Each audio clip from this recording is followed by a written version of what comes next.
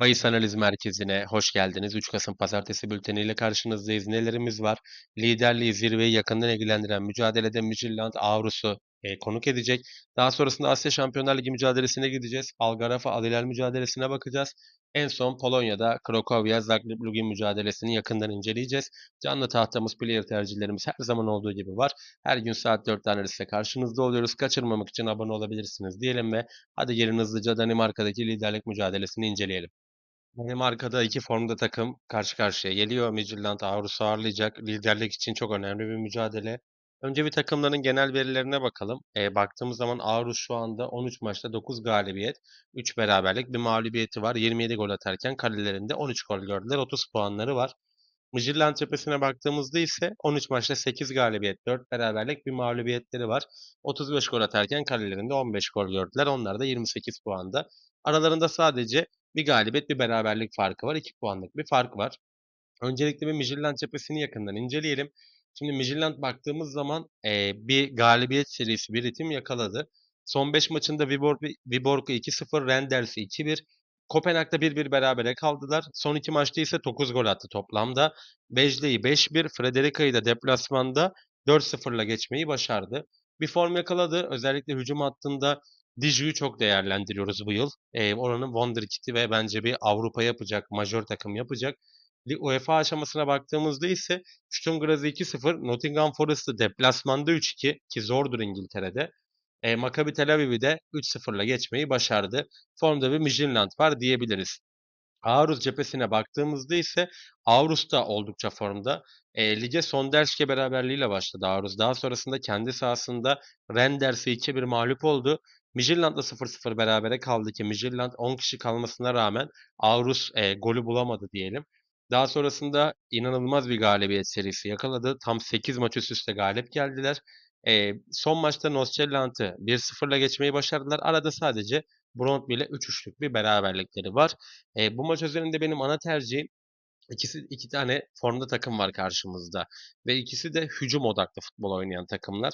Evet, ilk maç 0-0 bitti aralarındaki ama orada Midtjylland'ın yediği kırmızı kart bence çok etken oldu maçta. Çünkü Midtjylland bir noktada kapanmayı tercih etti. Avrupa'nın da kötü bir günüydü. O maçı da izlemiştim bu arada. Hatta analiste yeni başladığımız zamanlardı. Baktığımız zaman burada ben gollü bir mücadele bekliyorum. 2 tercihim var. Bir tanesi ilk yarı 0.5 üstü. Yani bu maçta ilk yarı golü takip edilip değerlendirilebilir. Bir de karşılıklı gol var bekliyorum. Yani bu iki takım birbirine gol atacaktır diye düşünüyorum. Ana tercihimiz ilk yarı 0.5 üstü olsun. Alternatifimiz de karşılıklı gol var olsun diyelim. Ve hadi gelin ikinci mücadelemize geçelim. İkinci mücadelemize geçtiğimizde Katar temsilcisi Al Garafa, Suudi temsilcisi Güçlü Al Hilal'i ağırlayacak. Öncelikle bir Şampiyonlar Ligi mücadelelerine bakalım ne durumdalar. Al Hilal şu anda 3 maçta 3 galibiyetle lider durumda Şampiyonlar Ligi Batı grubunda. 8 gol attılar. Kalelerinde 4 gol gördüler. 9 puanları var. Al Garafa cephesine baktığımızda ise onlar da 8. sırada bir galibiyet alırken 2 tane mağlubiyetleri var. 5 gol attılar ve kalelerinde toplam 8 gol gördüler. Algarafa cephesini bir yakından inceleyelim. Pedro Martins'le beraber aslında orada bir oyun ritmi yakalayan Algarafa var. Kadrosuna baktığımızda tanıdık isimler yok değil. Yasin Brahimi, Joselu, daha öncesinde Real Madrid'de oynayan Joselu. Porto'dan Brahimi burada. Baktığımız zaman özellikle orta sahası aslında Katarlı oyunculardan kurulu ama hücum hattında Brahimi, Joselu, Jalo gibi oyuncuları var. Baktığımız zaman fena bir kadrosu yok ama tabii ki Al Hilal, Al Ittihad gibi takımlarla bir türlü o seviyeye gelemedi Katar hala. Dünya Kupası'nda almasına rağmen yani Dünya Kupası'nın e, etkinliğini almasına rağmen geçtiğimiz senelerde hala tam bir futbol ülkesi olamadı diyebiliriz. Al Hilal cephesine baktığımızda ise çok formda bir Al Hilal var. Özellikle zaten mevcutta iyi bir kadrosu olan Al Hilal buraya takviyeler de yaptı. Darwin Nunez katıldı. Baktığımız zaman hücum hattında Marcos Leonardo çok formda, Malcolm çok formda. İyi bir orta sahası var. Ruben Neves, Milinkovic Savic ve Muhammed Kanno genelde orta sahada oynuyor. Defansa da Theo Hernandez, bizim ligimizden bizim çocuğumuz Yusuf Akçiçek gibi oyuncuları takviye yaptılar. Ben burada maçın geneline baktığımda Al Hilal'in üstün oynayacağı bir oyun düşünüyorum. Buradaki benim ana tercihim Al Hilal'in minimum 2 golle kazanacağı yönünde olacak. 2 ve 1.5 üstü bence bu maçın en idealidir. Al Hilal hata yapmaz. Al Garafa da çok cevap veremez. 2.5 üste de yönelebilirsiniz ama benim buradaki ana tercihim, net tercihimiz maç sonucu 2 ve 1.5 üst yönünde olacak. Her gün saat 4'te analiste karşınızda oluyoruz. Kaçırmamak için abone olabilirsiniz diyelim. Videoya bir beğeni bırakın. Buraya kadar izlediğiniz için teşekkür ederim diyelim ve hadi gelin son maçımıza, Polonya'ya geçelim. Son maçımızda Polonya'da Cracovia Zagreb Lubin'i ağırlayacak. Öncelikle bir takımların kendi analizine bakalım. Cracovia şu an 4. sırada 12 maçta 6 galibiyet, 3 beraberlik, 3 mağlubiyetleri var. 21 gol atarken kalelerinde 14 gol gördüler. 21 puanları var. Zagreb Lubin'e baktığımızda ise 12 maçta 4 galibiyet, 5 beraberlik, 3 mağlubiyetleri var. Onlar da 25 gol atarken kalelerinde 18 gol gördüler. 17 puanları var. Şimdi baktığımızda iki tane golcü takım var karşımızda.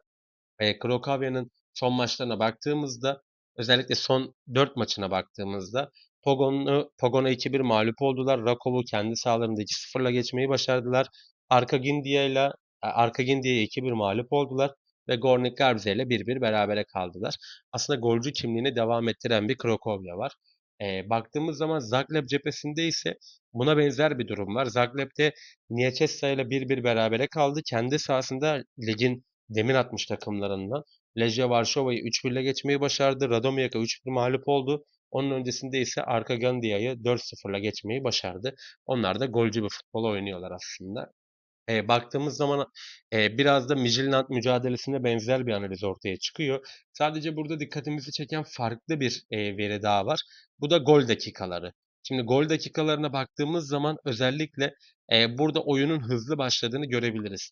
Krokavya'nın içeride 16. ve 30. dakikada attığı gollerin toplamı 2, 31-45'te de 2. Yani aslında en fazla gol 16 ile 45. dakika arasında atmış kendi sahasında Cracovia. Deplasman ekibi Zagreb'e baktığımızda ise onlar da 0-15 aralığında 2 gol atmış, deplasmanda 1 yemiş. 16-30'da 1 atmış, 2 yemiş.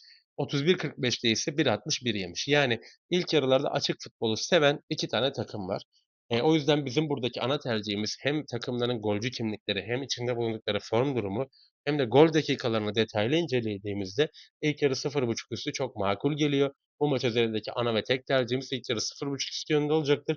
Alternatif isteyenler ise illaki karşıtı gol varı değerlendirebilir diyelim. Ve hadi gelin canlı tahtamıza ve player tercihlerimize bakalım. Canlı tahtamıza baktığımızda İtalya'da Lazio Cagliari mücadelesinde Lazio'nun gollerini takip edeceğiz. Formda bir Lazio var. Özellikle son maçta almış oldukları Juventus galibiyetiyle moralle bir Lazio olacaktır. Real Oviedo Osasuna'da Osasuna'nın gollerini takip edeceğim. İl ve SJK'da ise hem ilk yarı golü hem de dakika 60-65'ten sonrasında ortaya bir golü değerlendireceğiz. Player'a baktığımızda Ante Budimir Osasuna mücadelesinde Real Oviedo'ya karşı bir gol atacağını düşünüyorum. Ve Algarafa Al Hilal mücadelesinde de Marcos Leonardo'nun ağları minimum bir kere sarsacağını düşünüyorum. Her gün saat 4'ten liste karşınızda oluyoruz. Telegram grubunda maçlarımızı konuşmaya devam ediyoruz. Kaçırmamak için abone olabilir. Telegram'da da canlı tahminleri görmek için aramıza katılabilirsiniz diyelim. Yarın saat 4'te buluşana kadar kendinize çok iyi bakın. Hoşçakalın.